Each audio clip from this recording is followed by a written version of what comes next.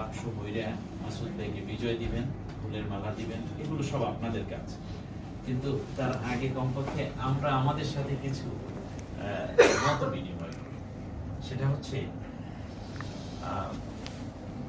একটানা 16 বছর পর্যন্ত তো একটা স্বৈর শাসন আমাদের উপরে ছিল।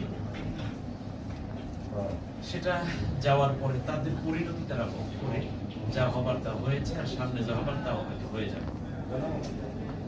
আসলে এখন সামনের যেই স্পেস তৈরি আছে আমাদের জন্য, আমরা এখন কিভাবে থাকবো সেই ব্যাপারে আল্লাহ তাআলা কোরআনের মধ্যে খুব সুন্দর করে বলেছেন যে ইন্নাল্লাহা লা ইউগাইয়িরু মা বিকওমিন হাত্তা ইউগাইয়িরু মা বিআনফুসিহিম।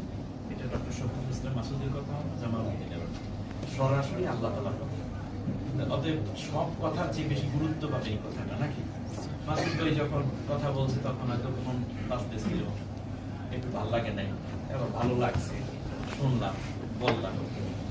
আমার পার্সোনাল কথা বলেও ওই রকমই হবে, কিন্তু আল্লাহর কথা যখন, তখন সেই কথাটা শোনা এবং আমল করাটা সুন্নত না ফরজ?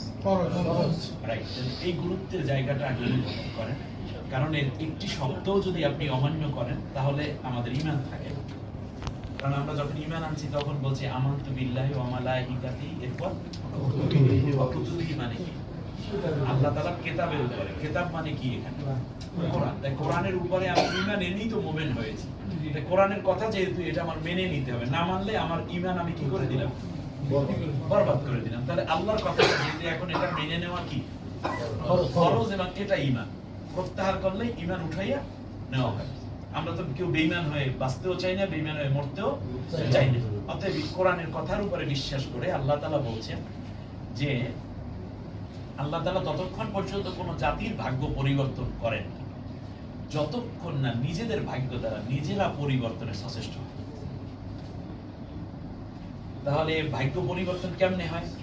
এটা তো একটা কথা, নাকি?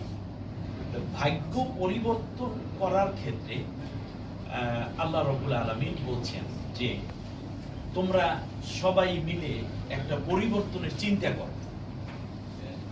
পরিবর্তন কারো কারো নেতৃত্বে হবে, কিন্তু পরিবর্তনের চেষ্টাটা সবার সাথে থাকতে হবে। সেই ক্ষেত্রে আল্লাহর পরামর্শ হলো মাই ইয়াশফা শাফাআতান হাসানাতান ইয়াকুল লাহু নাসিবুম মিনহা ওয়া মাই ইয়াশফা শাফাআতান সাইয়্যাতান ইয়াকুল লাহু কিফলুম মিনহা।